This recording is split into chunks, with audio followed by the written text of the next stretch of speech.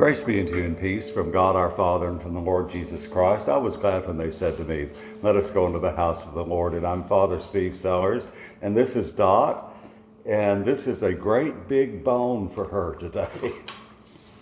I've been trying to find bones for her and sticks that she cannot demolish, and this one was advertised as being indestructible.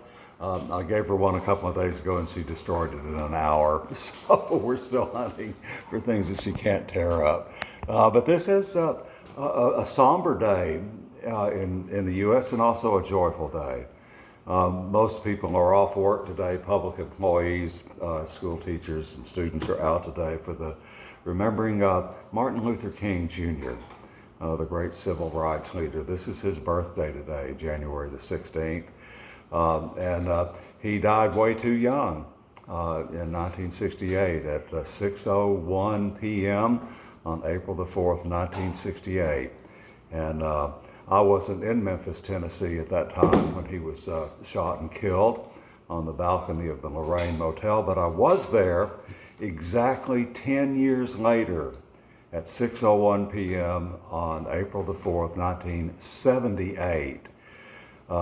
10 years to the minute from when Dr. King was assassinated, and I had the great privilege and honor as a newspaper reporter for the morning newspaper to stand on the balcony of the Lorraine Motel exactly where Dr. King was when he was shot. 10 years to the exact moment. It was a humbling experience for me.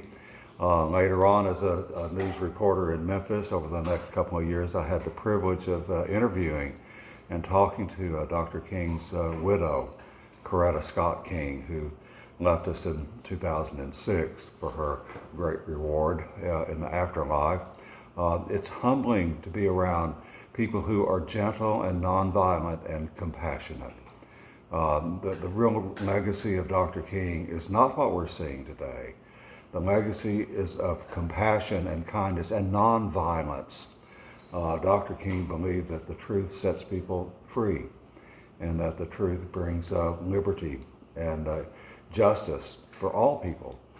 And it's humbling, and I'm still humbled by the memory of being on the Lorraine Motel 10 years to the minute after he was assassinated there, and then having the privilege of interviewing his wife on several occasions. So we look back in our lives and we see moments that stand out for us. That's one that stands out for me. I was alive and well in the 1960s when the civil rights movement was going. I was around in the 1950s prior to that.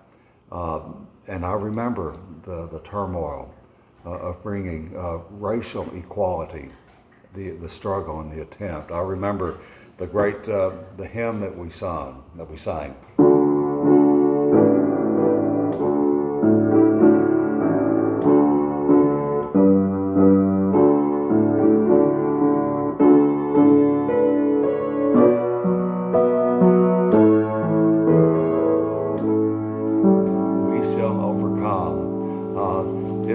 It's a traditional song from the 19th century.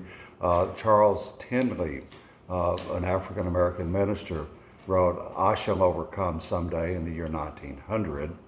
And Pete Seeger was popularized this song in the 50s and 1960s. It is a powerful hymn about we shall overcome someday.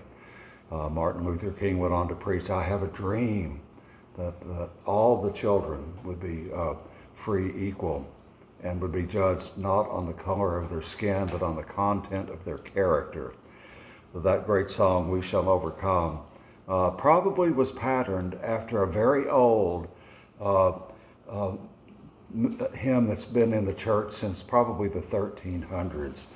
The Sicilian Mariners hymn has the same sort of chordal sequence.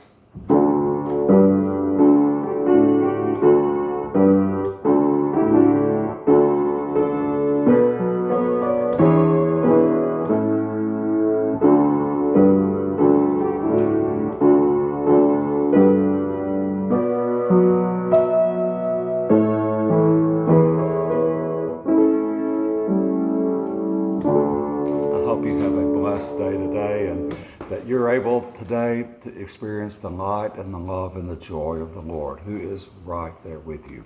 Have a wonderful day today, and Dot and I will see you here again tomorrow.